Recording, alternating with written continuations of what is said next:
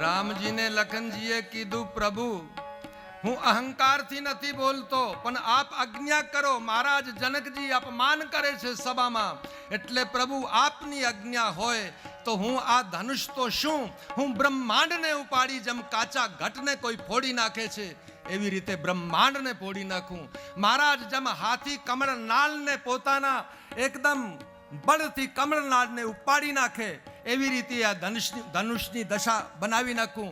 મહારાજ જો આપ આજ્ઞા કરો તો આ ધનુષને ઉપાડીને શતયોજન દૂર લઈ જાઉં. મહારાજ જનકજીને કહો, કાં તો એમના વચનો પાછા લઈ લે, નહીતર મને તમે આજ્ઞા કરો. એકદમ લખનજી જ્યારે ઉગ્ર બન્યા, મહારાજ જનકજીને થોડો સંકોચ થયો છે. વિચાર કરે કે હું બહુ અનુચિત બોલ્યો છું. એકદમ દૃષ્ટિ થોડી ધરતી પર ઝૂકી છે. ભગવાન લખનજીને થોડોક ઈશારો કરે ધીમેથી, લખન, જનકજીએ જે વાત કહી એ મને પણ બાણને જેમ લાગી છે, પણ આખિર વિચાર કર, મર્યાદા કોઈ વસ્તુ છે. જેમ તને રોષ આવ્યો છે, મને પણ ભીતર પીડા છે. જનકજીએ અનુચિત વાણીનો ઉપયોગ કર્યો છે, પણ ગુરુદેવ વિશ્વામિત્રજી બેઠા છે. જ્યાં સુધી ગુરુદેવની આજ્ઞા ના હોય ત્યાં સુધી આપણે કોઈ કાર્ય ન કરાય. લખનજીને થોડા બેસાડ્યા અને હવે વિશ્વામિત્રજી જાણી ગયા છે કે રામ સિવાય હવે આ કાર્ય બીજું કોઈ ન કરી શકે. એટલે વિશ્વામિત્રજીએ હવે એકદમ પોતાનો હસ્ત ભગવાનની પીઠ પર એકદમ મૂક્યો છે અને ધીમેથી હવે રામજીને શું કહે છે, ઉઠહુ રામ ભંજહુ ભવચાપા,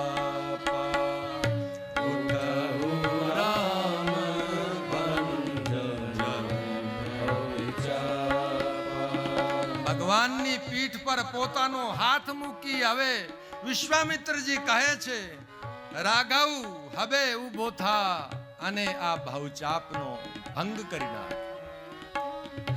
ઉઠહુ રામ ભંજહુ ભવચાપા, ઉઠહુ રામ ભંજહુ ભવચાપા. મેટહુ तात जनक परितापा,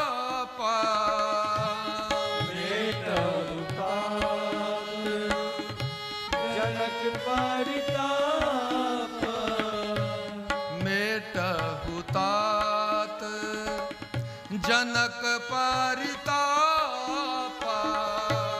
मेटहु तात जनक परितापा. રાઘવ હવે ઊભો થઈ જા અને આ ધનુષ કહીને નથી પુકારતા હવે વિશ્વામિત્રજી. વિશ્વામિત્રજી કહે છે, ઉઠહુ રામ ભંજહુ ભવચાપા. આ ભવચાપ છે, આ ચાપનો ભંગ થશે તો સીતાજીની સાથે તમારું લગ્ન થશે. વિશ્વામિત્રજી અંતઃકરણમાં વિચારે છે અને આ ઘટના ઘટશે, બંને શક્તિ અને બ્રહ્મ બંને એક થશે તો જગતની બધી પીડા દૂર થશે. આ ભાવસાગરના જે બધા રોગ છે દૂર થઈ જશે. એટલે આ ભાવચાપ છે, આ શિવજીનો માત્ર શિવજીનો ચાપ નથી. ઉઠહુ રામ ભંજહુ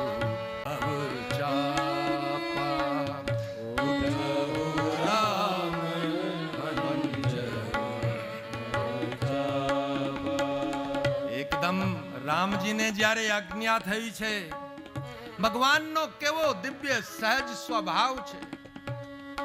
ભગવાનની અંદર અહંકારનો તો લેશ માત્ર નથી ક્યાંય. ભગવાન કેવા વિનમ્ર છે. સર્વપ્રથમ જ્યારે ગુરુદેવે આજ્ઞા કરી, ધનુષ બાણને એક બાજુ મૂકી દીધા છે, પોતાનું ધનુષ બાણ એક બાજુ મૂકી દીધું અને ગુરુદેવના ચરણોમાં વંદન કરે છે. વિનમ્રતાથી ગુરુદેવનો આશીર્વાદ લીધો છે અને હવે મંચથી જ્યારે એકદમ રામજી નીચે ઉતરવાની તૈયારી કરે છે, એક એક પગ પ્રભુ એમ મૂકે છે જેમ હિમાલયની કંદરાથી કોઈ સિંહ નીકળીને આવ્યો હોય અને ધીમે ધીમી ચાલથી એકદમ મંચથી નીચે આવે છે. હજારો હજારો નેત્ર એકદમ ભગવાન પર લાગી ગયા છે. બધા લોકો વિચાર કરે છે શું આ બાલક ધનુષને ભંગ કરશે, અને માં સુનેના દૂરથી મહિલાઓના વચ્ચે જ્યાં બેઠા હતા, માં સુનેનાએ આ દૃશ્યને જોયું કે આ રાજકુમાર પુષ્પ જેવી જેની કાયા દેખાય છે એ રાજકુમાર ધનુષ ભંગ કરવા માટે નીચે ઉતરે છે. માં સુનેનાને બહુ મોહ થયો છે. માં સુનેનાને રામ પોતાના પુત્રને જેમ લાગે છે. માં સુનેના વિચાર કરે છે કે આ આટલા બધા જ્ઞાની લોકો બેઠા છે, આ લોકોને શું થયું છે? આ બાળકને કોઈ રોકતું કેમ નથી? શું આ બાળક ધનુષને તોડશે? ધનુષ તોડતા બાળકને કશું થઈ જશે તો મહારાજ દશરથજીને અમે શું મોઢું બતાવીશ? એકદમ માં સુનૈનાને એકદમ મોહ થયો છે. સખીઓને કહે છે કે સખીઓ, કોઈ આ આટલી બધી સભામાં કોઈ વિચાર કેમ નથી કરતું? આ બાળક ધનુષ પ્રતિ જાય છે. ત્યારે અમુક સયાની જે સખીઓ હતી, વિવેકવાન જે સખીઓ હતી, એ સુનૈનાજીને એકદમ સમજાવે કે માં તું ચિંતા ના કર. આ બાળક ભલે જોવામાં બહુ સહેજ લાગે છે, બહુ એકદમ કોમલ દેહ લાગે છે એમની, પણ એ સાધારણ નથી. માં તું વિચાર તો કર, સૂર્ય જ્યારે ઉદિત થાય છે તો કેવડો નાનો દેખાય છે. આનો અર્થ આ નથી કે સૂર્ય આટલો નાનો છે. સૂર્ય જ્યારે નીકળે છે આખા વિશ્વની અંદર પ્રકાશ ફેલાય છે. એટલે રામનું રૂપ જોઈને તમે એવો મોહ ના કરો. આ તો રઘુવંશનો સૂર્ય છે. થોડીક સુનૈનાજીની પીડા, સુનૈનાજીનો મોહ દૂર કર્યો છે. હવે ધીમે ધીમે ધીમે ધીમે પરમાત્મા ધનુષને સમક્ષ આવે છે. હજારો હજારો નેત્ર પ્રભુને લાગ્યા છે. પરમાત્માએ સૌ પ્રથમ ધનુષની પાસે આવી વિચાર કર્યો કે મારા ઈષ્ટદેવ શિવનું આ ધનુષ છે. એટલે ભગવાન ધનુષ પાસે આવી એકવાર બંને હાથ જોડીને નમન કરીને ધનુષને પ્રણામ કરે છે. વિશ્વામિત્રજી જાણે છે મારો રામ કેવો છે, પણ જે અહંકારી રાજાઓ બેઠા હતા, અહંકારી રાજાઓને એમ થયું કે હજી તો ધનુષ જોયું જ છે અને હાથ જોડે છે, ગભરાઈ ગયો હશે એટલે શું ધનુષ તોડશે. અહંકારી તો એવા ખોટા અર્થ કરે, પણ વિશ્વામિત્રજી તો જાણે છે કે આખિર આ સાધારણ થોડા છે, આ તો પરમાત્મા છે. પરમાત્માએ રામજીએ ધનુષને વંદન કર્યું, વિચાર કર્યો, એક પરિક્રમા કરી છે ધનુષની. પરિક્રમા કરીને પોતાના ગુરુદેવ વશિષ્ઠજીનું ધ્યાન કર્યું છે મનમાં. મારા ગુરુદેવ મને આશીર્વાદ આપો. હું વિશ્વામિત્ર ગુરુજીની આજ્ઞા લઈને આવ્યો છું. મને બીજી કોઈ આકાંક્ષા નથી, પણ હવે આપના આશીર્વાદથી બધું કાર્ય થાય. ગુરુને યાદ કર્યા, વિશ્વામિત્રજીને ફરીવાર એકવાર વંદન કર્યું. રામજીએ ધનુષને તોડવામાં બહુ વિલંબ કર્યો છે, બહુ સમય લગાડ્યો છે, અને આખી સભાની અંદર બધા લોકો હેરાન છે. અને જાનકીજી પોતાના આસને જ્યાં બેઠા હતા, જાનકીજીને ભીતર ભીતર બહુ પીડા છે. વિચાર કરે છે કે પરમાત્મા આ શું કરે છે? આટલો સમય શું કામ લગાડે છે? આ ધનુષ ભંગ કેમ નથી કરતા? હવે સીતાજીને એમ થયું કે કદાચ જો આ ધનુષ હલકું થઈ જાય કોઈ કારણથી તો રામ એને સહેજ તોડી શકે. એટલે દેવોને મનાવે છે, પોતાના ઈષ્ટદેવને સીતાજી યાદ કરે છે, ગણપતિજીનું ધ્યાન કરે છે અને પ્રાર્થના કરે છે. ગણનાયક બરદાયક દેવા, ગણનાયક બરદાયક દેવા, આજ લગે कीने सेवा, आज लगे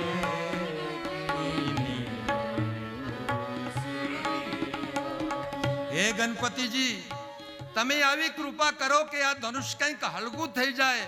અને રામ એને સહેજ તોડી શકે એવી કઈ કૃપા કરો. ગણપતિને મનાવે છે, વારંવાર શિવને પ્રાર્થના કરે છે, હે ભોળાનાથ હવે તમે કૃપા કરો, તમારા ધનુષનો વજન ઘટાડો જેથી રામ સહેજ તોડી શકે. સીતાજી બહુ વ્યાકુળ બન્યા છે. રામજીએ ધનુષ તોડવામાં બહુ વિલંબ કર્યું છે. વારંવાર ગણપતિને શિવને પ્રાર્થના કરે છે.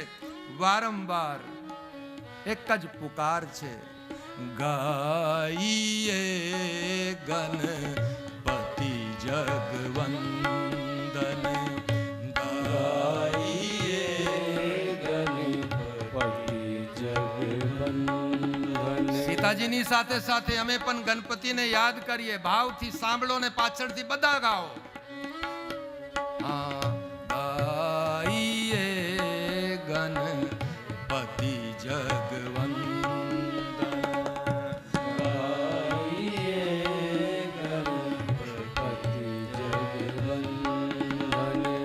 શંકર સુવન ભવાની નંદન, શંકર સુવન ભવાની નંદન. ગાઈએ ગણપતિ જગવંદન, ગાઈએ ગણપતિ જગવંદન, ગાઈએ ગણપતિ જગવંદન.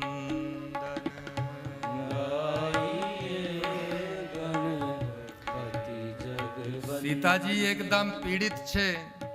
વારંવાર દેવોને યાદ કરે છે, ગણપતિની વારંવાર વિનંતી કરે છે ગણપતિજીને. હવે પરમાત્માને એમ થયું કે જો હું આનાથી વધારે વિલંબ કરીશ તો સીતાજી સહન નહીં કરી શકશે. પરમાત્માને વિચાર થયો કે ખેતી એકદમ બેકાર બની જાય, એના પછી વર્ષા થાય, આનો શું અર્થ છે? એટલે સમયસર જો ખેતી પર વર્ષા થાય તો જ ખેતીને લાભ થાય છે. એટલે પરમાત્માએ હવે નિર્ણય કર્યો કે હવે ધનુષ ભંગ કરવો જ છે. એકદમ પરમાત્મા હવે ધનુષને ભંગ કરવાની દૃષ્ટિથી જુએ છે.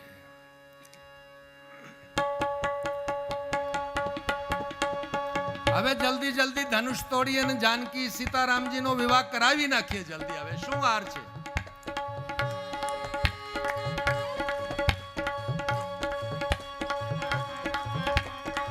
પરમાત્મા શ્રી રામજી ધનુષને એકદમ હવે તોડવાની તૈયારીમાં છે. પરમાત્માએ વિચાર કરી લીધો છે કે હવે ધનુષને તોડવું જ છે. અને પરમાત્માએ શું કર્યું? કોઈ જોઈ ન શક્યું. એક આકાશમાં જેમ વીજળીનો ચમકાર થાય એવી રીતે આકાશમાં જેમ વીજળીનો ચમકાર થયો હોય એવો વીજળીનો એક ચમકાર થયો. એક ક્ષણમાં પરમાત્માએ કેમ હાથમાં લીધું ધનુષ, પરમાત્માએ કેમ તોડ્યું અને તોડીને કેમ પરમાત્માએ ધરતી પર બે ટુકડા કરીને નાખી દીધા, કોઈને ખબર ના પડી.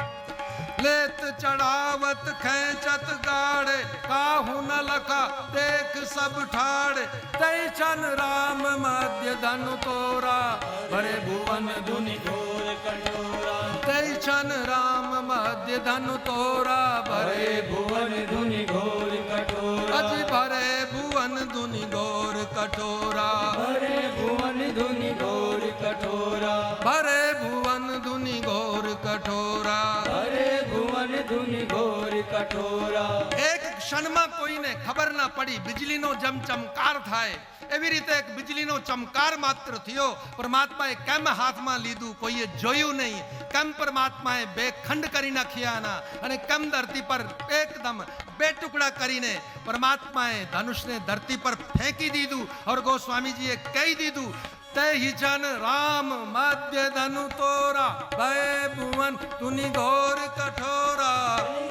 રામ મધ્ય ધनु તોરા, ભરે ભુવન ધુનિ ઘોર કઠોરા. અજી ભરે ભુવન ધુનિ ઘોર કઠોરા. ભરે ભુવન ધુનિ ઘોર કઠોરા. અજી ભરે ભુવન ધુનિ ઘોર કઠોરા. ભરે ભુવન ધુનિ ઘોર કઠોરા.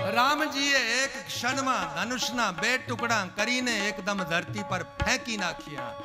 અને જ્યારે રામજીએ ધનુષના 2 ખંડ કર્યા, જય જયકાર થવા લાગ્યો, આકાશથી પુષ્પ વર્ષા થવા લાગી, દેવોને પણ આનંદ થયો છે. એકદમ પરમાત્મા એક ક્ષણમાં કોઈને ખબર ન પડી એવી રીતે ધનુષ ભંગ કર્યું છે. હવે અહીં વિચાર આવે છે કે શું પરમાત્માએ એક ક્ષણમાં આ ધનુષ તોડ્યું હતું? કેમ કે ગોસ્વામીજીએ કીધું કે તહી ક્ષણ મધ્ય રામ ધનુ તોરા, ભરે ભુવન ધુની ઘોર કઠોરા. એટલા માટે ગોસ્વામીજી મધ્ય શબ્દનો અહીં ઉપયોગ કરે છે. એક સંત એમ કહે છે કે એટલા માટે ગોસ્વામીજીએ મધ્ય શબ્દનો ઉપયોગ કર્યો કેમ કે ભગવાને રામજીએ આ ધનુષ કોઈ એકાંતમાં થોડું તોડ્યું હતું, આ તો એકદમ મધ્ય સભામાં તોડ્યું હતું, એટલે મધ્ય શબ્દનો ઉપયોગ કર્યો. તઈ છન રામ મધ્ય ધનુ તોરા, ભરે ભુવન ધુની ઘોર કઠોરા. રામ મધ્ય ધનુ તોરા, ભરે ભુવન ધુની ઘોર કઠોરા. ભરે ભુવન ધુની ઘોર કઠોરા. ભરે ભુવન ધુની ઘોર કઠોરા. એક સંત કહે છે નહીં, મધ્ય શબ્દનો ઉપયોગ એટલા માટે થયો કે ઈ ધનુષ જ્યારે તૂટ્યું તે ટાઈમે જેમ 7 વાર હોય છે, આપણે ઈ 7 વારની અંદર સોમવાર નહીં હતો, મંગળવાર અને બુધવાર પણ નહીં હતો, અને છેલ્લા શુક્રવાર, શનિવાર અને રવિવાર પણ નહીં હતો.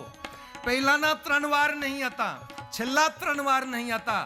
ઈ દિવસે બૃહસ્પતિવાર મધ્યનો વાર હતો. ઈ દિવસે ઈ ધનુષ તોડાનું હતું, એટલે મધ્ય શબ્દનો ઉપયોગ કર્યો. તઈ છન રામ મધ્ય ધનુ તોરા, ભરે ભુવન ધુની ઘોર કઠોરા. તઈ છન રામ મધ્ય ધનુ તોરા, ભરે ભુવન ધુની ઘોર કઠોરા. અજી ભરે ભુવન ધુની ઘોર કઠોરા. ભરે ભુવન ધુની ઘોર કઠોરા. એક સંત કહે નહીં, એટલા માટે મધ્ય શબ્દનો ઉપયોગ થયેલો કેમ કે અમારા રાષ્ટ્રની અંદર 3 રામ થયા છે. એક તો અગ્નિવંશના પરશુરામ, બીજા ભાગવતના એકદમ રામ, અને દ્વાપર યુગના રામ બલરામ, અને ત્રેતા યુગના આ રામ. તો પહેલાના જે પરશુરામ છે એ પરશુરામે ધનુષ નહોતું તોડ્યું, અને દ્વાપર યુગના બલરામે પણ ધનુષ નહોતું તોડ્યું. આ ત્રેતા યુગ વાળા રામજીએ ધનુષ તોડ્યું, એટલે મધ્ય શબ્દનો ઉપયોગ કર્યો હશે. તૈ છન રામ મધ્ય ધનુ તોરા, ભરે ભુવન ધુની ઘોર કઠોરા. તઈ છન રામ મધ્ય ધનુ તોરા, ભરે ભુવન ધુની ઘોર કઠોરા. અજી ભરે ભુવન ધુની ઘોર કઠોરા. ભરે ભુવન ધુની ઘોર કઠોરા. એક સંત કહે નહીં, એટલા માટે નહીં. આ ધનુષ જે તૂટ્યું હતું, આ 3 લોક છે. એક પાતાલ લોક છે, એક આ ઉપરનો લોક છે, એક આ ધરતી લોક છે. તો પાતાલમાં નહીં તૂટ્યું, આ આકાશમાં બી નહીં તૂટ્યું, આ મધ્યમાં ધરતી લોક પર તૂટ્યું હતું, એટલે આ મધ્ય શબ્દનો ઉપયોગ કર્યો છે. તઈ છન રામ મધ્ય ધનુ તોરા, ભરે ભુવન ધુની ઘોર કઠોરા. તઈ છન મધ્ય ધનુ તોરા,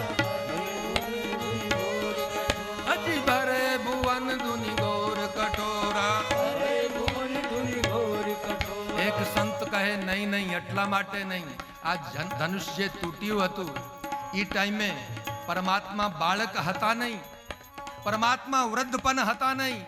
પરમાત્માએ વચ્ચલી કૌમાર અવસ્થામાં આ ધનુષ તોડ્યું હતું, એટલે આ મધ્ય શબ્દનો ઉપયોગ થયો. તઈ છન રામ મધ્ય ધનુ તોરા, ભરે ભુવન ધુની ઘોર કઠોરા. તઈ છન રામ મધ્ય ધનુ તોરા, ભરે ભુવન ધુની ઘોર કઠોરા. અજી ભરે ભુવન ધુની ઘોર કઠોરા. ભરે ભુવન ધુની ઘોર કઠોરા. અજી ભરે ભુવન ધુની ઘોર કઠોરા. ભરે ભુવન ધુની ઘોર કઠોરા. કારણ કોઈ બી હોય, પરમાત્માએ ધનુષના 2 ટૂક કરીને એકદમ ધરતી પર નાખી દીધું છે. સબાને બહુ આનંદ થયો છે. હવે તો તરત જ શતાનંદજી મહારાજ અને જે કુલપુરોહિત બીજા બધા વિપ્રવૃંદ છે, મહારાજ જનકજીને સૂચના આપી, મહારાજ હવે જલ્દી કરો, સીતાજીને કહો બધી સખીઓની સાથે આવી અને પરમાત્માને રામને જયમાલ પહેરાવી દે. સખીઓની સાથે સીતાજી બહુ ધીમી ચાલથી એકદમ એક પગ એમ મૂકે છે, મર્યાદાની ખાન છે. સીતાજી પરમાત્મા એકદમ મધ્ય ભાગમાં સભામાં ઊભા છે. સખીઓની સાથે માં જાનકી આવે છે, હાથમાં બહુ દિવ્ય એકદમ જયમાલા છે. જયમાળા લઈને માં જાનકી જ્યારે પ્રભુ પાસે આવે છે અને હવે જયમાલા પ્રભુના કંઠમાં નાખવાનો પ્રસંગ છે. નિકટ આવ્યા સખીઓ સીતાજીને કહેવા લાગી, જાનકી હવે વિલંબ ના કર, હવે તું જલ્દી જયમાલા કંઠમાં મેળી દે. જાનકીજીએ ઈશારાથી સખીઓને કીધું કે દેવી, હવે તમારે વચ્ચે બોલવાની જરૂર નથી. આ ધનુષ તોડવામાં કેટલો ટાઈમ લગાડ્યો હતો, અમારી તો જાન નીકળી ગઈ હતી. હજી હવે તો કાબુ મારા હાથમાં, જેટલા ટાઈમે હું ઊભી રાખીશ તો રહેવું પડશે, તમે વચ્ચે ના બોલો. ઈશારાથી કંઈક બોલ્યું. સીતાજી ઊભા છે, જયમાલા કંઠમાં નાખતા નથી. પણ અમુક સંતો કહે સીતાજી જયમાલા કંઠમાં પહેરાવા તૈયાર છે, પણ એક સમસ્યા છે મોટી કે સીતાજીનો જે કદ છે એ ભગવાનથી બહુ થોડો નાનો છે, અને રામજી જે છે, રામજી થોડા કદના ઊંચા છે, અને સીતાજીના હાથ ભગવાનના કંઠમાં પહોંચતા નથી અને ભગવાન નીચે ઝૂકતા નથી. ભગવાનને એમ થયું કે હું શું કામ મસ્તક નમાવું, મેં તો પ્રતિજ્ઞા પૂરી કરી છે જનક મહારાજની, તો હમણાંથી નમીશ. તો આ અહંકારી રાજાઓ કહેશે કે હમણાંથી જ હવે નમવું ચાલુ થઈ ગયું એમનું, શું હશે એમાં? તો એટલે ભગવાન નમતા નથી અને સીતાજીનો હાથ પહોંચતો નથી, એટલે જયમાળા પહેરાવવામાં તકલીફ. એક સંત કહે નહીં, આ કારણ નહીં હતું, કારણ બીજું હતું. સીતાજીએ ભગવાનની સમક્ષ બંને હાથ એમ ઉપર જયમાલા પહેરાવવા માટે ઉઠાવ્યા તો બન્યું એવું કે સીતાજીના હાથમાં બહુ સુંદર કંગન હતા, એકદમ બહુ સુંદર આભૂષણ હાથમાં, અને જેમ જયમાળા હાથ એમ ઉપર કર્યા અને એમ દૃષ્ટિ થોડીક મર્યાદાથી કરી તો દૃષ્ટિ આ આભૂષણ પર પડી અને આ આભૂષણની અંદર રામજીનું રૂપની પરછાઈ એકદમ સામે દેખાની, અને એમ જ ખોવાઈ ગયા, એ રૂપને જ જોતા રહી ગયા. એટલે કંઠમાં મારા નથી પહેરાવતા, કારણ કોઈ બી હો. સીતાજીએ જયમાલા પહેરાવવામાં બહુ વિલંબ કર્યું. હવે બહુ બધાને ચિંતા થાય, બધી સખીઓ કહે કે સીતે હવે તું ગમે તે રીતે હવે જયમાલા કંઠમાં નાખ. તો જયમાલા હવે સમસ્યા. લક્ષ્મણજી એકદમ વિશ્વામિત્રજી પાસે બેઠા છે, હવે શું કરવું? ભગવાન નમતા નથી, સીતાજીના હાથ પહોંચતા નથી, અને જયમાળા હવે કંઠમાં કેવી રીતે પહેરાવી? એક સમસ્યા ઊભી થઈ ગઈ છે. તો લખનજી વિશ્વામિત્રજીને એકદમ તૈયાર થયા કે પ્રભુ આપ જો આજ્ઞા કરો તો 1 મિનિટમાં જયમાલા પહેરાવી દે માં જાનકી. 1 સેકન્ડ, મારું 1 જ મિનિટનું કામ છે. વિશ્વામિત્રજીએ લખનનો હાથ પકડ્યો અને કે તું બેસી જા, તારો ભરોસો નથી, તું કંઈક જઈને કંઈ એવું વર્તન કરે કંઈક તો એ ખોટું કહેવાય, એટલે તમારે જવાની જરૂર નથી. કે પ્રભુ આપ ચિંતા નહીં કરો, હું કોઈ અવિવેકી કામ એવું હોય, કોઈ અવિવેકથી કંઈ ના કરું, પણ તમે આજ્ઞા તો કરો જેથી આ સમસ્યા હલ થઈ જાય.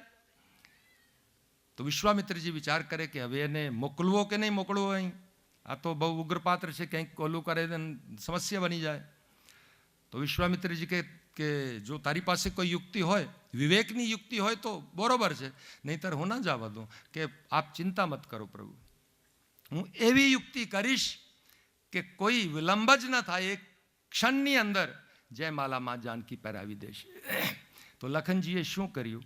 ધનુષ બાણ વિશ્વામિત્રજીની પાસે પોતાનું મૂકી દીધું અને એકદમ મંચથી એમ કૂદી પડ્યા, અને મંચથી કૂદીને દોડા અને એકદમ ભગવાનના ચરણોમાં દંડને જેમ એકદમ પ્રણામ કર્યું. ભગવાન ગભરાઈ ગયા, ગભરાના કે આને શું થયું? એકદમ ભગવાન લખનને ઉઠાવવા માટે નીચે ઝૂક્યા અને જાનકીજીને મોકો મળ્યો. સિંહ જય માલ રામ ઉર્મેલી, જય જયકાર થયો, આનંદ થયો છે, કોણ વર્ણન કરે. હવે મહિલાઓ મંગલ ગીત ગાય છે, પણ જ્યારે સીતાજીએ રામજીને કંઠમાં જયમાલા મેળી દીધી, એ જ ટાઈમે જે અહંકારી રાજાઓ હતા એ અહંકારી રાજાઓએ એકદમ બળવો બોલી દીધો, એકદમ શસ્ત્ર ચમકાવા લાગ્યા અને એકદમ એકબીજાની સાથે મંત્રણા કરવા લાગ્યા કે હજી તો માત્ર ધનુષ તૂટ્યું છે, જયમાલા જ કંઠમાં નાખી છે, લગ્ન થોડું થયું છે, હજી તો અમે શૂરવીર બેઠા છીએ, લગ્ન ના થવા દઈએ, આમ ના કરવા દઈએ, એમ અહંકારી લોકો એકદમ બળવો બોલે છે. હવે એ અહંકારીઓની આ જ દશા હોય. જો બળ હોત તો ધનુષ તોડ્યું હોત કોઈએ. એ ટાઈમે બળ હતું નહીં, બધા એકદમ પ્રાસ્ત થઈ ગયા. હવે અહંકારી બળવો બોલે છે અને જ્યારે અહંકારી લોકોએ આ બળવો બોલાવ્યો એ જ સમયે ઘટના ઘટી ગઈ. એકદમ પરશુરામજી મહારાજને વનમાં જ્યાં પરશુરામજી તપ કરતા હતા, એકદમ આ ધનુષ ભંગ થવાનો આવાજ જે હતો એ પરશુરામજીના કાનમાં ગયો. વિચાર થયું આ ધ્વનિ ક્યાંયથી આવી, શું થયું? અને એકદમ પરશુરામજી મહારાજ એ ધ્વનિના ઈશારા પર જે તરફથી ધ્વનિ સંભળાની હતી એ દિશામાં એકદમ ગમન કર્યું અને ધીમે ધીમે પરશુરામ જનકપુરીમાં આવ્યા. જ્યાં એ સભા હતી એ સભાની અંદર પરશુરામજીનું આગમન થાય છે. તેહી અવસર સોની શિવ ધનુ ભંગા, તેહી અવસર સોની શિવ ધનુ ભંગા, આયે ભૃગુ કુલ કમલ પતંગા,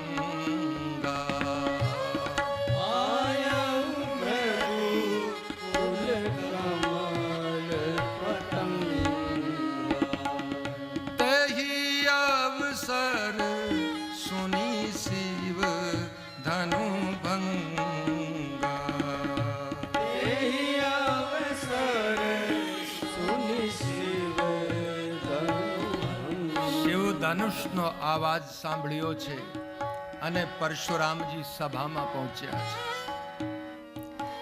પરશુરામજી જ્યારે આવ્યા બે તરકસ બાંધ્યા છે, પોતાના એકદમ ખભા પર કોઠાર છે, એકદમ કુહાડી છે, બે તરકસ છે, બે તરકસની અંદર બાન છે, મસ્તકમાં ભાલ પર એકદમ લલાટમાં ત્રિપુંડ ધારણ કર્યું છે, ગૌર વર્ણ છે. એવું વર્ણન ગોસ્વામીજી પરશુરામજીના એકદમ વેશનું કરે છે. ગૌર શરીર ભૂતિ ભલ ભ્રાજા, ગૌર શરીર ભૂતિ ભલ ભ્રાજા, ભાલ વિશાલ ત્રિપુંડ વિરાજા, ભાલ વિશાલ ત્રિપુંડ વિરાજા. ગૌર શરીર છે, ભાલમાં ત્રિપુંડ છે, મધ્ય સભામાં આવી ચૂક્યા છે. અને જ્યારે પરશુરામનું આગમન અહંકારી રાજાઓ મહારાજાઓએ જ્યારે પરશુરામને જોયા એકદમ બધા ભયભીત થઈ ગયા છે. કેમ કે એ કાલમાં પરશુરામ એવા યોદ્ધા હતા, ક્ષત્રિય લોકો પરશુરામના ભયથી આટલા ભયભીત રહેતા. કેમ કે પરશુરામે તો 21 વખત આ ધરતીને ક્ષત્રિય કરી નાખી હતી. એવા તો આ યોદ્ધા છે. હવે લોકોને એમ થયું કે આ કાલ ક્યાંયથી આવ્યો, હવે બધાનું કોઈનું બચવું બહુ મુશ્કેલ છે. એકદમ પોતપોતાનો પરિચય કરાવીએ જેથી પરશુરામથી બચી શકીએ.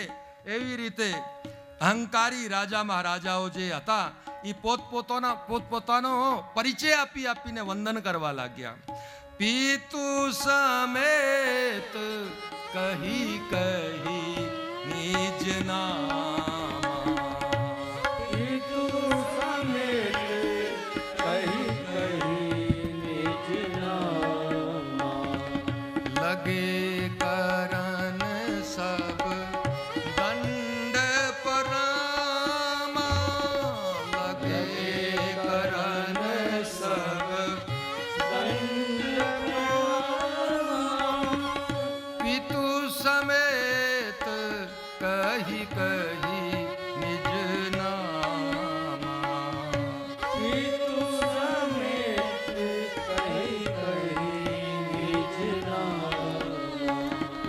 પોતાનો પરિચય કરાવવા લાગ્યા કે મહારાજ, એક વખત તમે અમારા ઘરે આવ્યા હતા.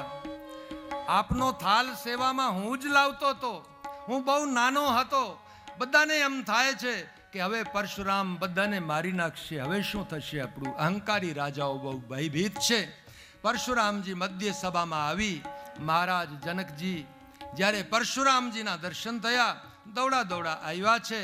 પરશુરામજીના ચરણોમાં વંદન કર્યું. પોતાની પુત્રીને બોલાવી પરશુરામજીને વંદન કરાવ્યું. વિશ્વામિત્રજી અને પરશુરામજી આપસમાં બંનેની ભેટ થઈ. રામ લખનજી બંને ભાઈઓએ પરશુરામજીને વંદન કર્યું. અને પરશુરામજીએ જ્યારે રામનું રૂપ જોયું, એકદમ પરશુરામજીની દૃષ્ટિ રામમાં એકદમ એમ દૃષ્ટિ ગઈ છે, કોણ વર્ણન કરે. બહુ અદ્ભુત રૂપ જોયું છે. પરશુરામજી એક ટક રામજીને જોવા લાગ્યા, પણ બીજે જ ક્ષણ પોતાના સ્વભાવ પ્રમાણે એકદમ એમ પાછું વળીને જોયું તો ધનુષના 2 ટુકડા ધરતી પર પડ્યા દેખાના. એકદમ જનકજીને કહે છે, રે જડ જનક જલ્દી બતા, આ ધનુષ કોને તોડ્યું?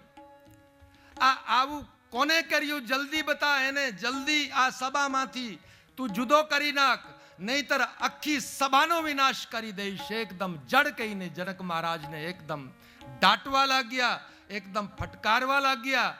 અને જ્યારે જનકજીના સમક્ષ ઉગ્ર થઈ ગયા, ભગવાનને એમ થયું કે હવે આમાં જનકજી મહારાજ ભાઈ ભીત છે, કંઈ બોલી શકે એમ નથી. પરમાત્માને એમ થયું કે હવે મારે બોલવું જ પડશે.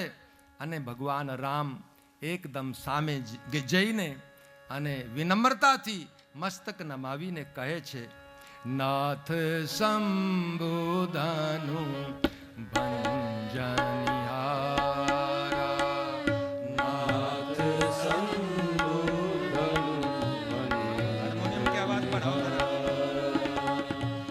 नाथ संबोधनु भंजनिहारा, नाथ संबोधनु होवी केऊ एक दास तुम्हारा, होवी केऊ एक दास तुम्हारा. મહારાજ, આ ધનુષ તોડવા વાળો કોઈ આપનો જ સેવક હશે પ્રભુ. બીજું તો કોણ આવું કામ કરી શકે? આ ધનુષને ભંગ કરનાર કોઈ આપનો જ સેવક છે. જ્યારે પરશુરામજીને જીના સમક્ષ રામજીએ કીધું કે આપનો જ કોઈ સેવક છે જેને ભંગ તોડ્યું છે, પરશુરામજી રામને એકદમ ફટકાર લગાડતા કે અરે રામ, તું કહે છે કે આ ધનુષને તોડવા વાળો કોઈ સેવક હશે? તું નથી જાણતો આ શિવજીનું કેવું મહાન ધનુષ છે. આ ધનુષને તોડવા વાળો તો મારો મહાન વેરી છે, અને તું સેવકની વાત કરે છે. તને ખબર નથી કે આ કેટલું શિવજીનું મહાન ધનુષ છે. જ્યારે ભગવાનને એકદમ દાટવા લાગ્યા, લક્ષ્મણજીને એમ થયું કે આ તો બધું વિપરીત થઈ ગયું. એક બાજુ અમારા ભગવાનનો સ્વભાવ આટલો વિનમ્ર, અને બીજી બાજુ આ આટલો ઉગ્ર મહાપુરુષ કોણ હશે? 2 તર્કસ બાંધીને આવ્યો છે. આટલા બધા 2 તર્કસમાં બાન છે, કુવાડો ખભા પર છે, અને ભગવાનના સહજ સ્વભાવનો ગેરઅર્થ કરી ભગવાનને એમ ફટકાર લગાડે છે. આ તો બહુ ખોટું થયું. લક્ષ્મણજીને એમ થયું કે આ મહાપુરુષની મુલાકાત તો મારી સાથે થવી જોઈતી હતી. આ ભગવાનની સાથે, ભગવાન તો સહજ સ્વભાવ. એકદમ જ્યારે ભગવાનને થોડા ફટકાર લગાડી પરશુરામજીએ, લખનજીથી સહન નહીં થયું કે મહારાજ, તમે કહો છો કે આ શિવજીનું ધનુષ આટલું મહાન છે, તો મહારાજ તમે પોતે જ પછી નિર્ણય કરી લીધો, નિર્ણય આપી દીધો, તો પછી રોજ શું કામ કરો છો? મહારાજ, તમે કહો છો કે આ શિવજીનો મહાન ધનુષ છે, તો વિચાર કરો, આ ધનુષ એટલું મહાન છે તો એને તોડવા વાળો કેટલો મહાન હશે, એ બી વિચારો થોડુંક તમે. અને મહારાજ, એક વાત મારી સમજમાં નથી પડતી કે નાનપણમાં તો આવી નાનકડી કેટલીક કેટલાક ધનુષ અમે તોડી નાખ્યા અને તમે ક્યારે આવો રોષ કર્યો નહીં કોઈની પર. અને આ ધનુષમાં તમે એક વૈરાગી પુરુષ જોવામાં તો તમારો વેશ વૈરાગી દેખાય છે, અને આ ધનુષમાં તમારી આટલી મમતા કેમ? બહુ ધનુહી તો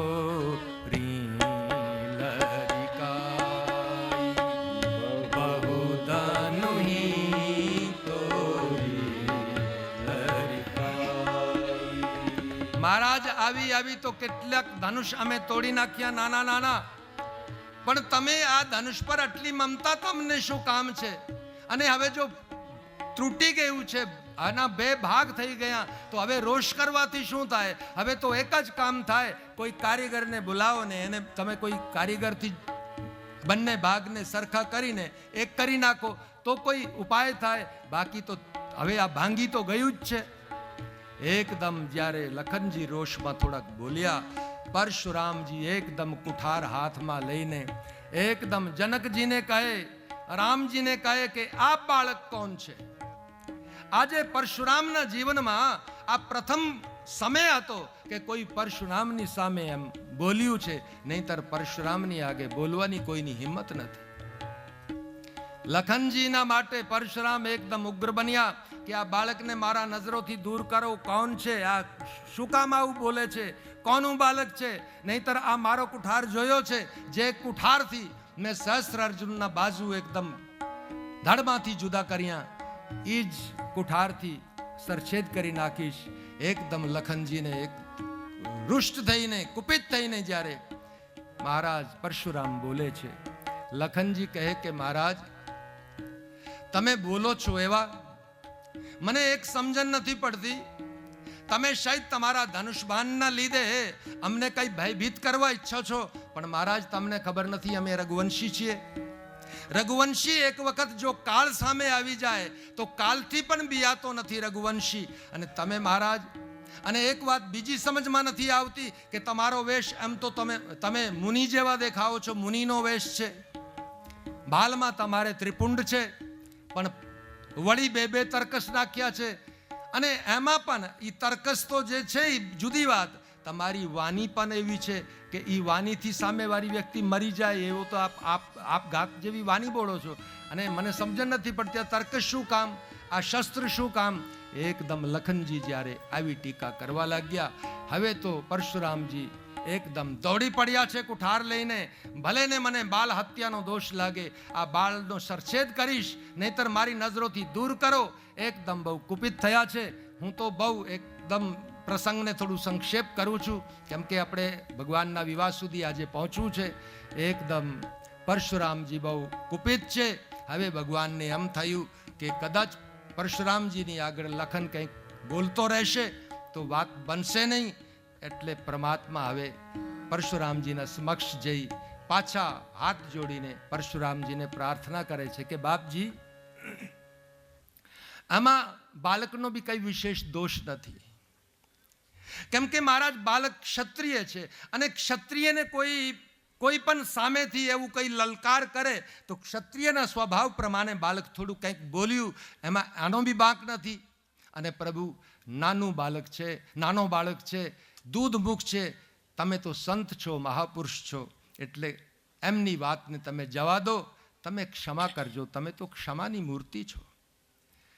ભગવાન રામ જ્યારે પરશુરામજીને કહે કે આ બાળક છે, દૂધમુખ છે, ક્ષમા કરો, એ ટાઈમે પરશુરામજી કહે કે રામ તું કહે છે કે આ બાળક દૂધમુખ છે? અરે દૂધમુખ ક્યાં છે, આ તો વિષમુખ છે. આજે પ્રથમ આ પ્રસંગ છે કે પરશુરામની સામે કોઈ બોલ્યું છે, નહીતર કોઈની તાકાત છે કે પરશુરામની સામે કોઈ બોલે? તું આને દૂધમુખ કહે, આ તો વિષમુખ છે. એકદમ ભગવાન વાતને એકદમ સંભાળવાની કોશિશ કરે અને પરશુરામજીના સમક્ષ કે પ્રભુ, આપનો જે મૂળ અપરાધી છે એ આપની સમક્ષ છે, મારો શીશ આપની સામે છે, આપ કહો તો મારો શીશ ઉતારી નાખો. પણ હવે જે બનવાનું હતું એ તો બની ગયું છે, એ તો જે ઘટના ઘટવાની હતી એ ઘટી ચૂકી. એટલે રોષ કરવાથી હવે શું થાય? પરશુરામજી માન્યા નહીં, પરશુરામજી રોષમાં છે. પરશુરામજી જ્યારે પ્રભુની સામે ફરી એકવાર એકદમ થોડા કઠોર બનીને એકદમ બોલ્યા છે. ભગવાનને એમ થયું કે હમણાં સુધી તો હું વિચારતો હતો કદાચ મારી શીલતાની વાણી સાંભળી કે મહારાજ પરશુરામજીને કંઈક થોડું ઓલું થાય અને એ શાંત થઈ જાય, પણ હવે એ શાંત થશે નહીં. એટલે પરમાત્માએ થોડીક લીલા કરી, એકદમ પોતાના જે ઉપરના વસ્ત્ર હતા, જે પટ હતા, એ થોડાક સાઈડમાં એકદમ પટ હટાવ્યા. અને શું થયું, એક ઘટના એવી ઘટી ગઈ, પરશુરામજીની દૃષ્ટિ રામજીની છાતી પર ગઈ અને રામજીની છાતી પર ભૃગુ ઋષિના ચરણ ચિહ્ન દેખાના અને એકદમ પરશુરામજી સ્તબ્ધ થઈ ગયા કે આ હું શું જોઉં છું. આ ક્યાંક બ્રહ્મ જે છે એ બ્રહ્મ જ અવતાર લઈને તો નથી આવ્યો ધરતી પર. એકદમ સંકોચ થયો, વિચારમાં પડી ગયા. હવે તો પરશુરામજીએ યુક્તિ કરી કે રામ, હવે તું એક કામ કર, આ મારું ધનુષ છે, આ ધનુષ લે. જો આ ધનુષ પર ચાપ ચડાવશે તો મારું સમાધાન થશે, કેમ કે મારા મનમાં એક શંકા ઉત્પન્ન થઈ છે. અને જ્યારે ધનુષ આગળ કર્યું, પરમાત્માની સમક્ષ આપમેળે જ ધનુષ હાથમાં આવ્યું, આપમેળે ચાપ એની પર ચડી ગયો.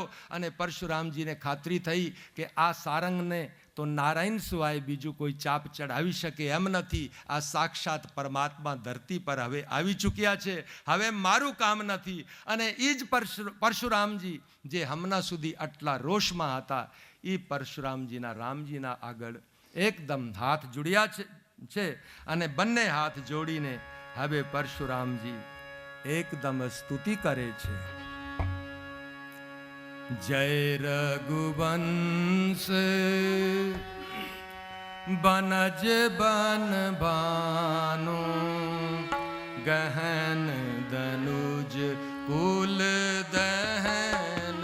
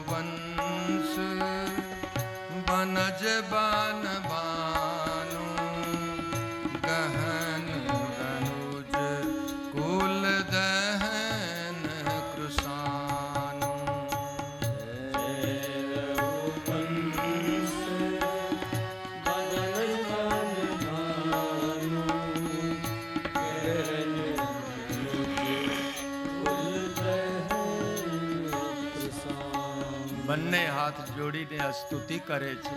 નાથ, મારી બહુ ભૂલ થઈ, હું તમને ઓળખી ન શક્યો. હવે હું જાણી ગયો છું કે પરમાત્મા અવતાર લઈ ચૂક્યા છે, તમે બ્રહ્મ છો. મારી ભૂલને ક્ષમા કરો. વારંવાર મેં જે અનુચિત વાણીનો ઉપયોગ કર્યો, મને હવે તમે ક્ષમા કરો. અનુચિત કહે बहुत अज्ञाता क्षमहु क्षमा मंदिर दो भ्राता अनुचित बहुत अज्ञाता क्षमहु क्षमा मंदिर दो कहीं जय जय जय रघुकुल के तू रघुपति गए बनहि तप है तू जय जय जय रघुकुल के तू रघुपति गए बनहि तप है रघुपति गए बनहि तप है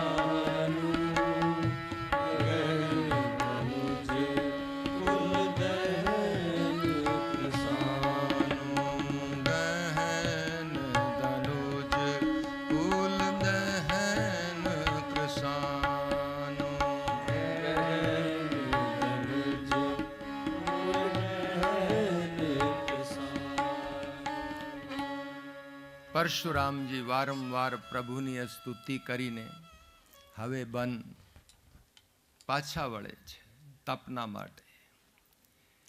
અને જ્યારે પરશુરામજીએ સ્તુતિ કરીને પાછા વળ્યા છે, હવે અહંકારી લોકોને અનુભવ થયું કે અમે હમણાં જ જે અહંકારમાં વાતો કરતા હતા, પરશુરામ જેવી હસ્તી જેની આગળ જય જયકાર કરીને સ્તુતિ કરીને પાછા વળ્યા છે, આ કોઈ સાધારણ નથી. હવે અહંકારી રાજાઓ ત્યાંથી ઊભા થઈને પાછા વળે છે. એકદમ અવધમાં જનકપુરીમાં હવે બહુ આનંદ છે, બધા લોકો આનંદિત છે. જે મોટું વિઘ્ન આવ્યું વચ્ચે, એ વિઘ્ન પણ દૂર થઈ ગયું. હવે જનકજી મહારાજ વિશ્વામિત્રજીને વંદન કરીને પ્રાર્થના કરે, બાપજી હવે મારા માટે શું આજ્ઞા છે, મારે હવે શું કરવું? વિશ્વામિત્રજીએ જનકજીને કીધું કે એમ તો તમારી જે પ્રતિજ્ઞા હતી કે જે ધનુષને ભંગ કરશે એને હું સીતાજી એને સમર્પિત કરીશ, તો માનો તમારી પ્રતિજ્ઞાને સાથે જ સીતારામનો વિવાહ સંપન્ન થઈ જ ગયો. પણ છતાં કુલની મર્યાદાના અનુરૂપ જે રીત રિવાજ છે, એ રીત રિવાજ સર સીતારામના વિવાહની તૈયારી કરવી જોઈએ. તમે એક કામ કરો, લગ્નપત્ર તૈયાર કરો, અહીંથી દૂત મોકલો અને મહારાજ અવધેશને સમાચાર આપો કે મહારાજ દશરથજી અવધથી જાન લઈને આવે અને સીતારામજીનો વિવાહ અમે પછી વિધિવત સંપન્ન કરાવીએ. જ્યારે સૂચના મળી છે, દૂતો તૈયાર થયા છે, એકદમ લગ્નપત્ર હાથમાં પત્રિકા આપી દૂતોને સમજાવી અવધ મોકલ્યા છે. અવધમાં મહારાજ અવધેશના ચરણોમાં જઈ આ દૂત જે હતા એ લોકો પત્રિકા ચરણોમાં નાખે છે. મહારાજ અવધેશ પત્રિકાને હાથમાં લે છે. બધા સમાચાર હતા. પ્રથમ સમાચાર હતો વિશ્વામિત્રજીએ લખાવ્યું હતું કે રામલખન જ્યારે મારા યજ્ઞમાં આવ્યા તો મારા યજ્ઞનું એકદમ મારું યજ્ઞ સફળ થયું, મારા યજ્ઞની રક્ષા કરી. તો મહારાજ અવધેશને બહુ આનંદ થયો. ફરી આગળ લખ્યું હતું કે તાડકા વધ થયો, તાડકાને મોક્ષ આપી દીધો રામે. તો મહારાજ અવધેશને બહુ આનંદ થયો. આગળ લખ્યું કે રામના હાથે ધનુષનો ભંગ થયો છે અને જનકપુરીમાં સીતારામના વિવાહની તૈયારી ચાલે છે, તમે જાન લઈને આવો. જ્યારે આ સમાચાર મળ્યા છે, મહારાજ અવધેશને બહુ આનંદ થયો. ભરત શત્રુઘ્ન બહાર હતા, એમને સમાચાર મળ્યા કે કોઈ સમાચાર લઈને આવ્યું છે. પિતાના ચરણોમાં આવી પૂછે છે કે પિતાજી શું છે? એકદમ ભરતને શત્રુઘ્નને ગોદમાં લઈને કહે છે કે બેટા, અમે ધન્ય બની ગયા, તમારા ભાઈ રામનું લગ્ન થાય છે જનકપુરીમાં. એકદમ ભરત શત્રુઘ્ન બહુ આનંદિત થયા. ત્રણેય માતાઓને સમાચાર આપવામાં આવ્યા અને ગુરુદેવના ચરણોમાં જઈને એ પત્રિકા મહારાજ અવધેશજીએ ચરણોમાં નાખી છે. બાપજી, જનકપુરીથી આ સમાચાર આવ્યા છે. ગુરુદેવ વશિષ્ઠજીએ જ્યારે સમાચાર વાંચ્યા છે, બહુ આનંદ થયો. હવે એકદમ જાનની તૈયારી, બારાત જનકપુરી જાને કે લીએ બિલકુલ તૈયાર. બધી સવારીઓ તૈયાર છે, રથ તૈયાર છે, અશ્વો તૈયાર છે. બધા એકદમ તૈયારી કરીને અને યોગ્ય દિવસે મહારાજ દશરથજી હવે જાન લઈને અવધમાંથી પ્રયાણ કરે છે. જ્યારે ગૌરી ગણપતિ આદિનું પૂજન કરી, ગુરુદેવની પૂજા કરી અને ગુરુદેવને સુંદર રથમાં બેસાડી યથા યોગ્ય વાહનોની અંદર બધી જાનમાં જે લોકો તૈયાર છે, બેઠા છે. ભરત શત્રુઘ્ન આદિ એમના મિત્રોની સાથે અશ્વો પર, ઘોડાઓ પર આરૂઢ થયા છે અને હવે બારાત નીકળે છે. બહુ આનંદ થયો છે. અમે આ પ્રસંગમાં પ્રવેશ કરીએ. 2 મિનિટ માટે હરિનામનો આશ્રય કરીએ. મધુર મધુર નામ સીતારામ સીતારામ, મધુર મધુર નામ સીતારામ સીતારામ, મધુર મધુર નામ સીતારામ સીતારામ, મધુર મધુર નામ સીતારામ સીતારામ, મધુર મધુર નામ સીતારામ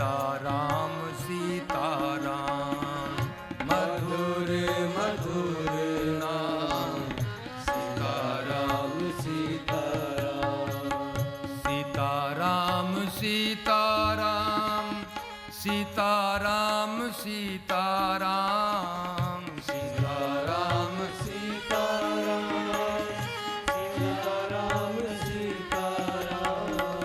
सीताराम सीताराम सीताराम सीताराम सीताराम सीताराम सीताराम सीताराम मधुर मधुर नाम सीताराम सीताराम मधुर मधुर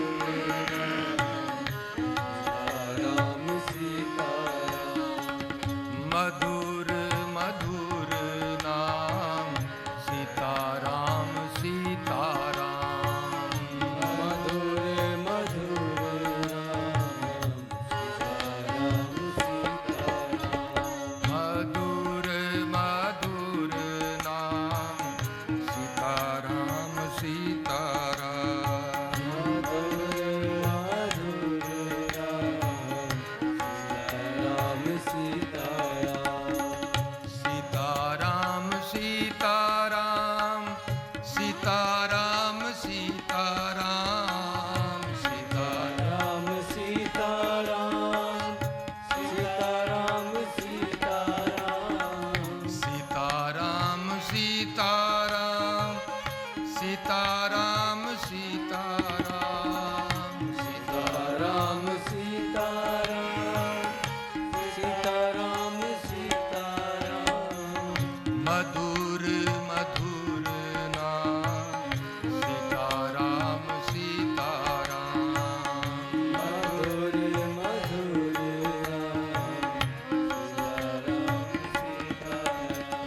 मधुर मधुर नाम सीताराम सीताराम मधुर मधुर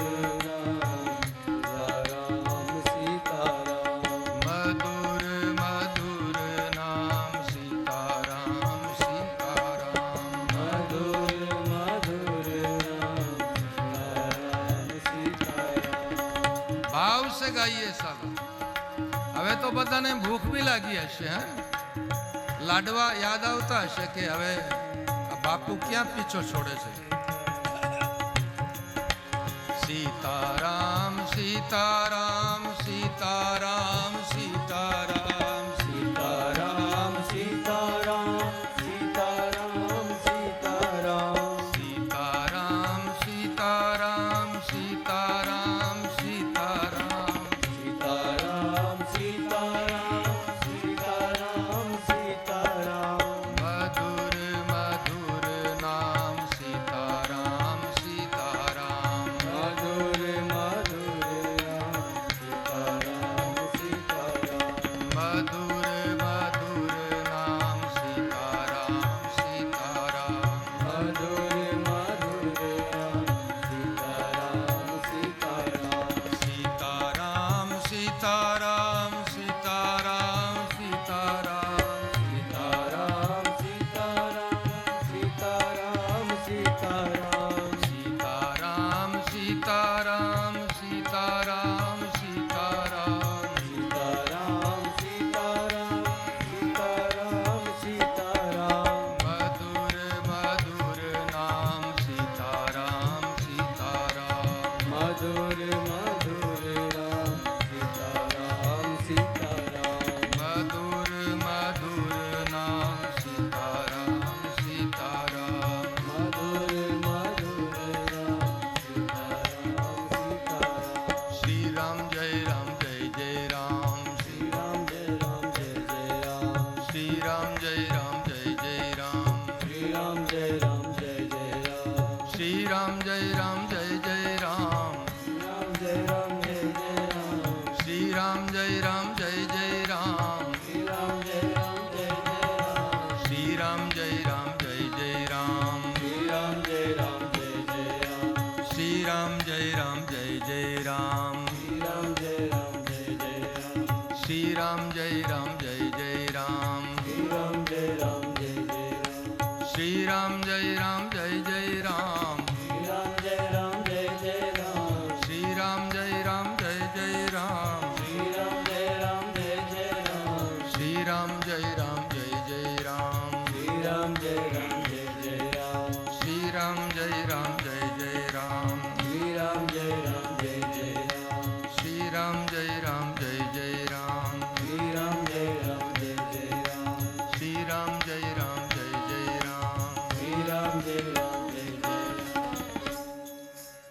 મહારાજ અવધેશ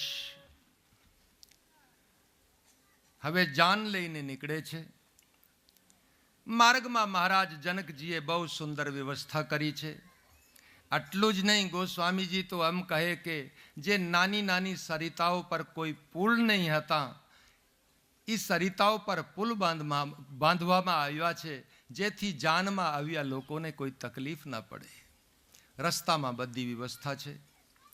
ધીમે ધીમે મહારાજ અવધેશ જાન લઈને પહોંચે છે. બાળકોને સંભાળો થોડોક, કેમ કે થોડો મહત્વનો પ્રસંગ છે. બાળકો જેમની સાથે છે, બાળકોને સંભાળો. નાના બાળકોને થોડોક. મહારાજ અવધેશ હવે જનકપુરીના નિકટ આવી ચૂક્યા છે. મહારાજ જનકજીએ પૂરી તૈયારી કરી છે. મહારાજ અવધેશની અગવાની માટે મહારાજ જનકજી પોતાના સમાજની સાથે એકદમ નગરથી બહાર આવ્યા છે. એકદમ ગુરુદેવ વશિષ્ઠજીને દૂરથી જોયા છે. મહારાજ જનક દોડા આવ્યા અને ગુરુદેવ વશિષ્ઠજીના ચરણોમાં વંદન કરે. વશિષ્ઠજીએ બંને હાથે આશીર્વાદ આપ્યો છે. મિથિલેશ કુશલ તો હોના? બાપજી, હવે મારી કુશલતાનું શું પૂછવું? આપના ચરણ મારી નગરીમાં પડશે, હું ધન્ય બની જઈશ. બહુ આનંદ છે, આપની કૃપા છે. અને જ્યારે મહારાજ વશિષ્ઠજીને વંદન કરી, આશીર્વાદ પ્રાપ્ત કરી અને મહારાજ દશરથજીને મળવા ગયા અને બંને સમધીઓ એકબીજાની સાથે ભેટ કરી છે. એ ટાઈમે તો માનો ગોસ્વામીજીની પણ લેખની સારી રીતે કામ કરે એવી દશા ન રહી હોય. બંને આપસમાં ભેટ થઈ છે. બહુ આનંદ થયો છે. આદરથી જાનને બધા લોકોને નગરમાં પ્રવેશ મળ્યો છે. બહુ સુંદર વ્યવસ્થા છે. જનવાસાની અંદર બધાનો પ્રવેશ થયો. ગુરુદેવ વશિષ્ઠજીને આદરથી સિંહાસન પર બેસાડ્યા, પૂજા કરી. અન્ય બધા ઋષિઓ સંતો જે ભેગા હતા બધાનું બહુ સન્માન કર્યું છે અને બહુ આનંદ થયો છે.